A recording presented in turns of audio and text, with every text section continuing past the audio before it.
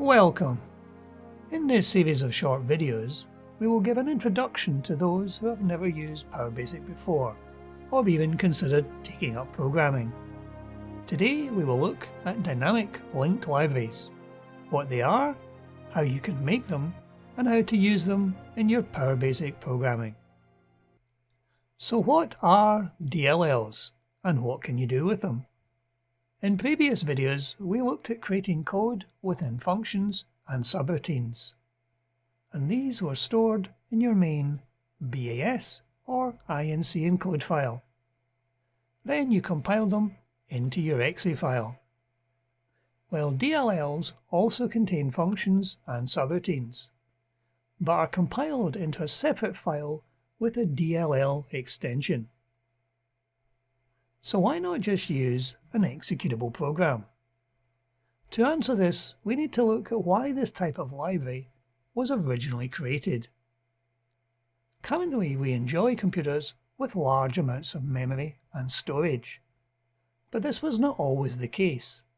In prior years, both memory and storage were at a premium, being both expensive and with a lot less capacity. So common code that was used in many applications would be placed in a DLL, where it could be accessed from each application. This reduced the space taken up on disk and in memory. There are also other advantages, so let's have a look at some code and all will become clear. Here we are now in the PowerBasic console compiler. This application we're looking at the moment can be compiled in either the console compiler or the Windows compiler. If you're going to be working in creating DLLs, you will need the Windows compiler. The console compiler cannot compile DLLs, but the Windows compiler can.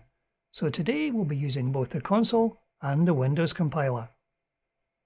To demonstrate how we can use a DLL, we will first create some code inside this application. We've created a local variable called strstring, and we've populated that variable with a short string. We're now going to call one of the PowerBasic inbuilt commands to reverse that string and display it on our log. This uses the strreverse command to reverse all the characters within the string. If we run the code now, we'll see our string has indeed been reversed on screen. Now we're going to take this logic and we're going to put it inside a function within our application. We're going to create a new function called reverseTheString, taking a single parameter of the string we wish to reverse. And we're going to display that on the log. So as you can see, this is a very simple function that takes a single parameter, reverses a string, and passes back the result of that reversal as a string to the calling routine. If we run our application now, we will see we get exactly the same result. This is the approach we've taken up until now when setting up subroutines and functions, all to be compiled within the container of your executable. If this function and functions like it are likely to appear in many of your applications, you would normally put these into a library and include them at the beginning of your code. Another option is to take these functions or subroutines and place them within a DLL. That's what we're going to do now.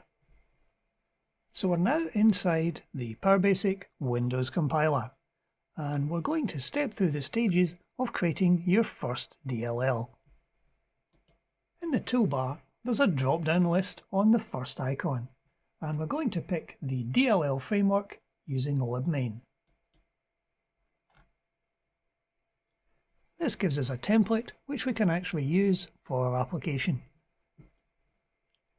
Unlike executables, whose first function is executed is pbmain, in this DLL, the first function that's executed is a function called libmain.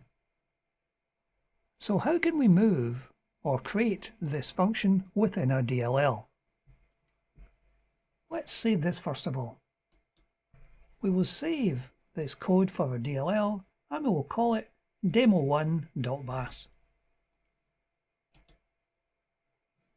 If we do a straightforward compile of this as it stands, we will get a DLL. And there is our demo1.dll. This DLL does not actually do anything yet. We'll need to put some code inside the DLL in order to call it. So we're going to create this reverse a string function within our DLL.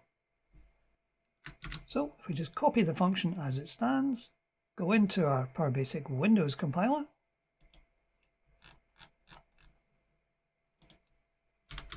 and we will paste that function straight in. We have a few changes we'll want to make to this function in order to use it efficiently within the DLL. The first thing we'll do is we will change the name of the function. We'll call it reverse string. One of the things we need to do with a function that exists within a DLL is to mark it for export.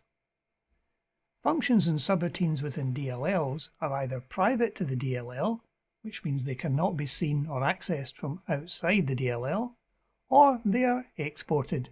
Exported functions need an alias. They need a name by which the external application will refer to them. So we will give this function an alias. We'll keep the alias exactly the same as the name of the function, although our alias can be any name. We are passing a single parameter, in this case a string, and we're going to be returning a string. However, we need the word export before the string so that when the DLL compiles, it will know that this function is going to be accessed from outside the DLL. The rest of the function remains exactly the same. So if we compile that now, we have now compiled this function within our DLL. So how do we access this function within the DLL from our code in the other application? Well, we know the function within the DLL is actually called funReverseString. Now this function does not exist within our application at the moment. We need to declare it. And this is done at the beginning of your application using the declare function command. While the function within the DLL is called funReverseString, we can call the function anything we wish within this application. So we will call this funReverseTheString. Now, as this function does not exist within this application, we need to tell this application which library that this function does actually exist in. And we can do that by using the lib command, followed in double quotes by the name of the DLL. Since we have given no explicit path for this DLL, PowerBasic, when the application runs, will look for the DLL in the same folder as the application itself. If it does not find the DLL in this folder, it will then attempt to look in the Windows folders to see if it can find it in there. If the DLL can still not be found in there, it will start looking down your application paths to see if it can find it. If at the end of all of this it has still not found the DLL, it will display an error message. The program will terminate, and it will say that the DLL cannot be found. This is known as early binding. We are basically ensuring that the DLL must exist before our application can execute.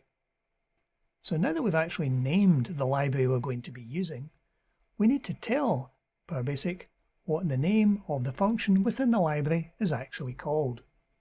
In other words, we need to tell it what the alias is. You'll remember we called the function within the DLL funReverseString.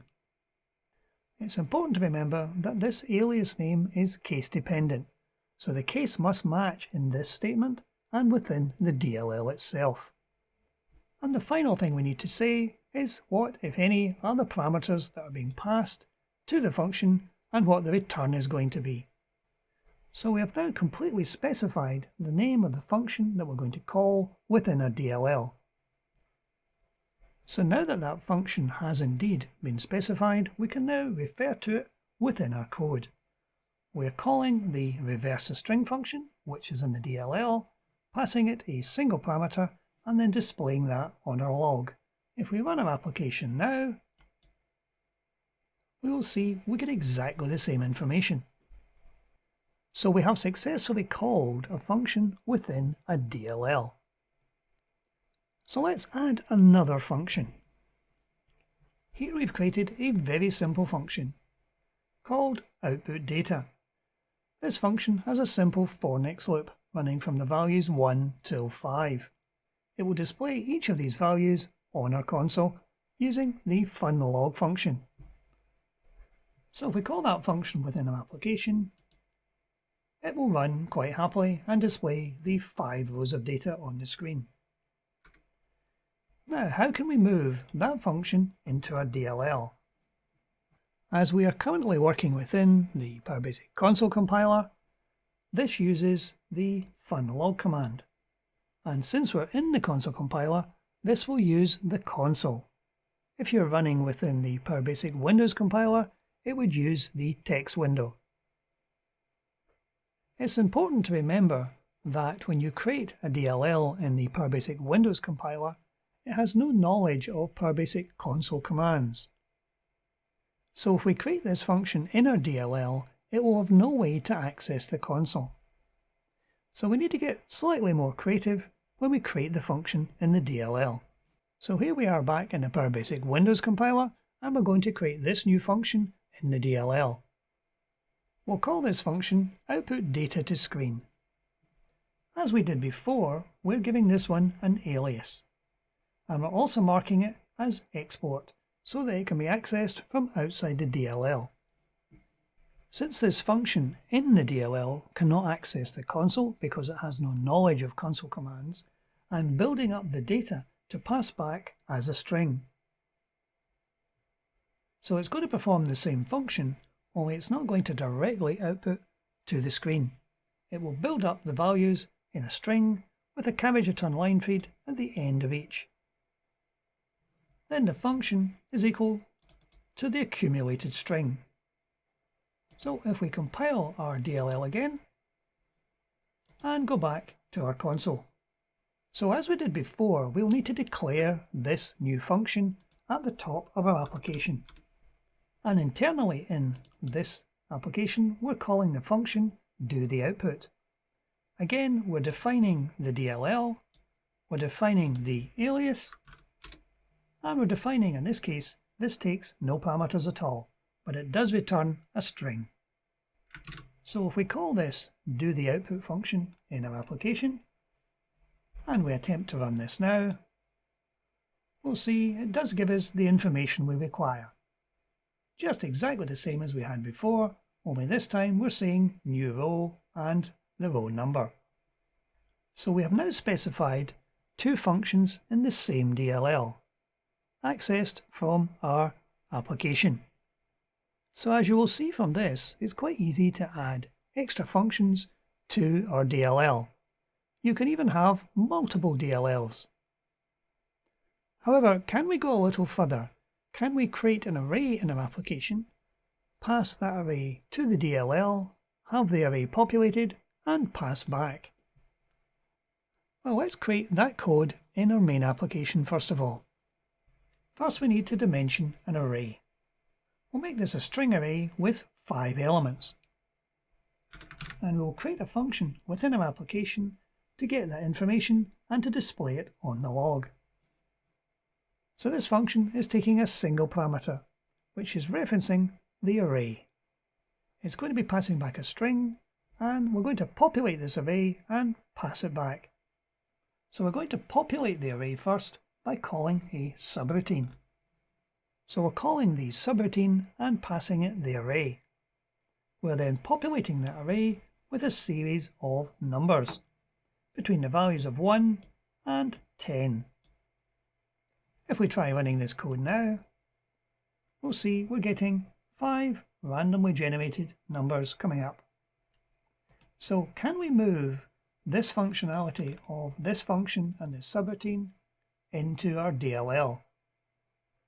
So we will create this new function in our DLL. We will call the function internally getData, and its alias will be getSumData. We're taking a parameter, which is the array, and we're using the export command to export this back to our calling routine as a string. And the rest of the code from this function is exactly as it was within our main application. We're calling subpopulateA, which we'll need to create as a subroutine in our DLL. And this subroutine is exactly the same as it is in the main application. Because it's not necessary to actually call this subroutine from outside the DLL, we're not going to use the export command or give it an alias. This is in effect a private routine within the DLL and will not be visible to anything outside the DLL. So if we recompile our DLL now and go back to our calling application. So just as we did before, we will need to declare our new function at the top of the code. So we will refer to our function in our application as getSomeNewData. It again is coming from the same DLL library. We need to specify the alias which the function is known within the DLL, and we need to give it a list of the parameter or parameters that we are passing it. And that's our function declared in our main application. All we need to do now is to call the function itself and see what comes back. So there's a call to our new function, the getSomeNewData. If we run that now, we will see we get exactly the same information coming back. The reason the information is exactly the same is that we have not initialized a random number generator. Therefore, each time the random number is actually called, it will return the same sequence. So let's change the DLL so we can seed the random number generator. We can do this by use of the randomize command, and we will seed it with the current timer. So if we compile our DLL now, and we'll go back to our application, and we can attempt to run that again. And we will see that the second set of numbers we get has indeed been randomized. So what we've achieved today is we have created a DLL. Within that DLL, we have 3 functions and 1 subroutine. Each of the functions is actually externally facing because we've marked them for export. You can have as many functions or subroutines within your library as you wish, and only some of them need to be exported. You may have some libraries where there's only a single function which is exported and everything else is internal to the library. So what are the advantages of actually having functions and subroutines in a DLL?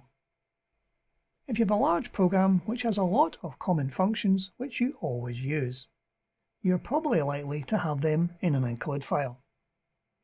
One alternative is to take them out of the include file and compile them within a DLL. And then, as we did here, you can put at the beginning of your application a series of declare functions to declare these functions and subroutines in the library. So what advantage do you actually get from that? Well, let's assume that you have created and support 50 applications. Should there be some change needed to one of the common routines that exist within each of your 50 applications, then you would have to make the change perhaps the include file, and then recompile all 50 applications. While this is entirely doable, it can be time consuming. If you have moved all your common functionality into a single DLL, then all you need to do is to change the code within the DLL. So once you have made the necessary changes to your DLL and recompiled it, the new DLL can then be rolled out to your production environment. If all your executables are in the same folder, then slotting this newly updated DLL into that folder will effectively allow all the applications to make use of the single change you have now made to the one binary file, the DLL. This, of course, will only work as long as the interface between your applications and the DLL has not changed. This gives you quite a bit of flexibility and can make your applications more modular. This has been a short introduction to the mechanism by which you can create, maintain and use dynamic link library files. But that's it for today. Thank you for watching.